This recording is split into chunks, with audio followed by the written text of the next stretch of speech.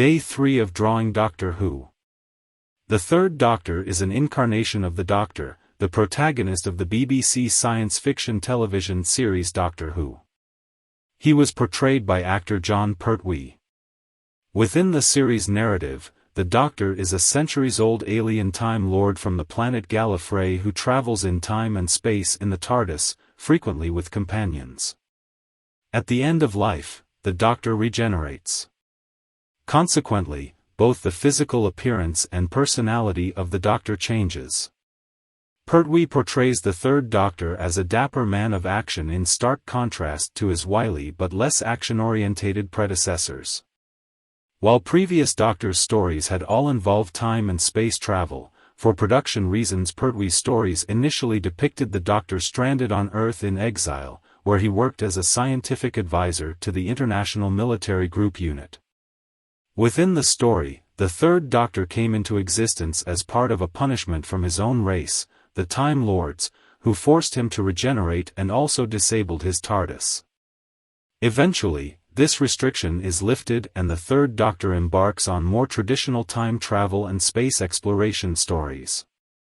His initial companion is unit scientist Liz Shaw, Caroline John, who unceremoniously leaves the Doctor's company between episodes to be replaced by the more wide-eyed Jo Grant, Katie Manning, who then continues to accompany the Doctor after he regains use of his TARDIS. His final companion is intrepid journalist Sarah Jane Smith, Elizabeth Sladen. The Third Doctor was a suave, dapper, technologically oriented and authoritative man of action who practiced Venusian Aikido. A keen scientist, he maintained a laboratory at Unit where he enjoyed working on gadgets in his TARDIS. In his spare time, he was fond of motoring, handling all manner of vehicles. His favorite car was a canary yellow vintage roadster that he nicknamed Bessie, a machine which featured such modifications as a remote control, dramatically increased speed capabilities and inertial dampers. He also maintained a hovercraft-like vessel that fans nicknamed the Who Mobile. The First Doctor, upon meeting the Third, described him indignantly as a dandy, while the Second Doctor, with whom the Third had something of an antagonistic relationship on the occasions they encountered each other, referred to him as Fancy Pants. While this incarnation spent most of his time exiled on Earth, grudgingly working as Unit scientific advisor, he was occasionally sent on covert missions by the Time Lords, where he would often act as a reluctant mediator.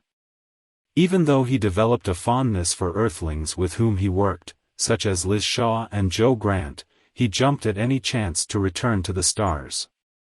Though he had a somewhat patrician and authoritarian air, he was quick to criticize authority, and often exclaimed, "Now listen to me," when dealing with people seeking to obstruct him. Despite his occasional arrogance, the Third Doctor genuinely cared for his companions in a paternal fashion, and even held a thinly veiled but grudging admiration for his nemesis, the Master, and for Unit's leader, Brigadier Lethbridge Stewart, with whom he eventually became friends. In fact, even when his much-resented exile was lifted, the moral and dashing Third Doctor continued to help Unit protect the Earth from all manner of alien threats, a role that continued into his future incarnations. In general, this incarnation of the Doctor was more physically daring than the previous two and was the first to confront an enemy physically if cornered. Both of his previous incarnations nearly always attempted to dodge, flee, or negotiate rather than attack. This often took the form of quick strikes, with the occasional joint lock or throw, usually enough to get himself and anyone accompanying him out of immediate danger, but usually not to the extent of a brawl, in keeping with the Doctor's nonviolent nature. He only used his fighting skills if he had no alternative, and even then generally disarmed his opponents rather than knocking them unconscious. Indeed, his martial prowess was such that a single, sudden strike was usually enough to halt whatever threatened him, and at one point he reminded Captain Yates of Unit, physically as well as verbally, that Yates would have a difficult time removing him from somewhere when he did not want to be removed, the mind of evil. The Third Doctor was a skilled diplomat, keeping talks going in the Curse of Peladon, for example, and linguist, as well as having a penchant for disguises. When asked to attend a Radio Times photo call in 1969, Jon Pertwee arrived in what he thought was a suitably eccentric outfit from his family wardrobe, and the flamboyant image stuck with producer Barry Letts. Through the first 2 seasons, he wore a flowing, crimson-lined cape over a black velvet smoking jacket and a ruffled shirt with a variety of neckties such as jabots, bow ties, or cravats. Beginning in the 1971 season, when the look was refashioned by Ken True, Pertwee wore a red jacket and a cloak with purple lining. In the final 2 seasons, the color scheme changed from story to story, though the basic look was maintained. In his first episode, when the Doctor evades capture by taking a shower, a tattoo of a serpent can be seen on his arm. Whereas Pertwee obtained it during his service in the Royal Navy, an in-universe reason for it was eventually provided in the New Adventures novel Christmas on a Rational Planet as being a Time Lord symbol signifying exile, removed once the Doctor's exile was formally ended following the events of the 3 Doctors. The Third Doctor stories were the first to be broadcast in color. The early ones were set on Earth because he had been exiled there when the Second Doctor was banished to Earth by his people, the Time Lords, and forced to regenerate. On Earth, he worked with the Brigadier and the rest of the unit team. However, as his tenure progressed he had reasons to leave Earth, on occasion being sent on missions by the Time Lords. Eventually, after his defeat of the renegade Omega in the 3 Doctors, he was granted complete freedom by the Time Lords in gratitude for saving Gallifrey. The Third Doctor's era introduced adversaries including the Autons, the Master, Omega, the Sontarans, the Silurians, and the Sea Devils. The Daleks returned after a 5-year absence about halfway through Pertwee's run. The Third Doctor was the only one from the classic series not to have a story featuring the Cybermen, although they were seen briefly in The Mind of Evil and Carnival of Monsters, but he did eventually encounter them during the 5 Doctors. A catchphrase used during the Third Doctor's era was, "Reverse the polarity of the neutron flow." The phrase was Pertwee's way of dealing with the technobabble that he was required to speak as the Doctor. Terrance Dicks recalls that he had used the line in a script, and Pertwee approached him about the line. Dicks had feared that he would have to remove it, but Pertwee stated that he liked it, and wanted to see it more often. Dicks obliged. The Third Doctor only said the full phrase, "Reverse the polarity of the neutron flow," twice on screen, in The Sea Devils, 1972, and the 20th anniversary special The 5 Doctors, 1983.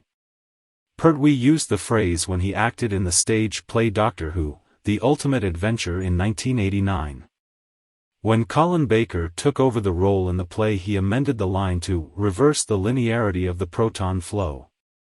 In the radio play The Paradise of Death, the Brigadier asks, "Reverse the polarity of the neutron flow," and the Doctor proceeds to explain that the phrase is meaningless, though in reality neutrons can be polarized by a magnetic field, such that reversing the magnetic field's direction reverses the polarity of the neutrons.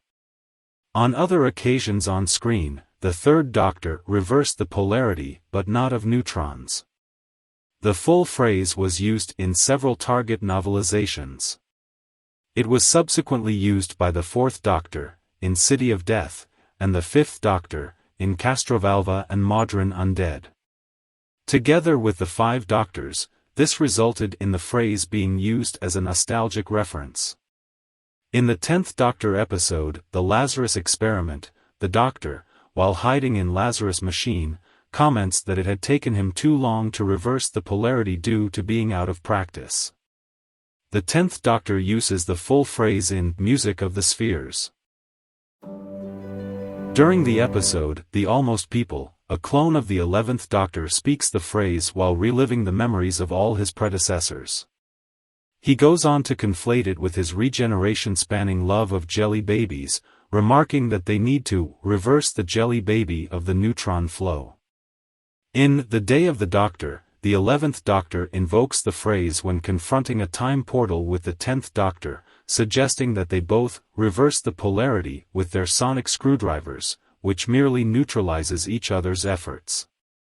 In The Girl Who Died, the 12th Doctor tells Clara Oswald he is reversing the polarity of the neutron flow, followed by, "I bet that means something. It sounds great." Clara herself uses the phrase, saying she reversed the polarity of a mind-wiping device to prevent the Doctor from erasing her memories of him from her mind, hell-bent. In It Takes You Away, Yasmin Khan suggests that the 13th Doctor reversed the polarity on the sonic screwdriver in order to, successfully, open a locked inter-universe portal. The original title sequence for the third Doctor's seasons introduced color and was an extension of the all-round, kaleidoscopic patterns used for the previous Doctors.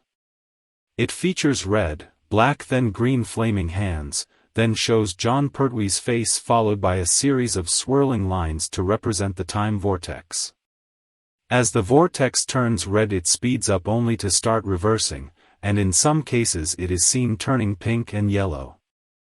In the third Doctor's final season, a new title sequence was introduced using a full-body picture of Pertwee, designed by Bernard Lodge.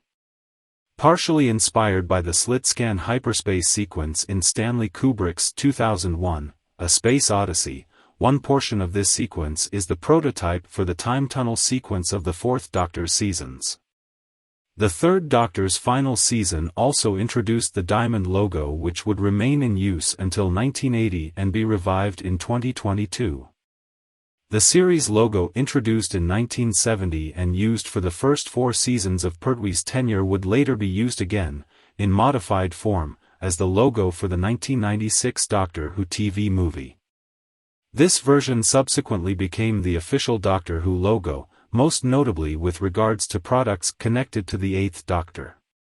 With the introduction of a new official series logo in 2005, the 1996 logo continued to be used by Big Finish Productions as the logo for all pre-2005 series material including books and audio dramas, and by the BBC on DVD releases of episodes from the 1963 to 89 series, books and audio. The third Doctor appeared again in the 20th anniversary special The Five Doctors, broadcast in 1983. A stage play, Doctor Who, The Ultimate Adventure, was produced in 1989, starring Jon Pertwee, occasionally replaced by an understudy then later, until the end of the production run, by Colin Baker as the 6th Doctor. In 1993, he played the role again for the 30th anniversary charity special Dimensions in Time, and in the audio drama The Paradise of Death. Months before his death, he played the Doctor for the final time in the audio drama The Ghosts of End Space. From 2015, Big Finish had produced a new series of audio drama adventures featuring the third Doctor titled The Third Doctor Adventures, with Tim Treloar voicing the role. Stay tuned for the next Doctor.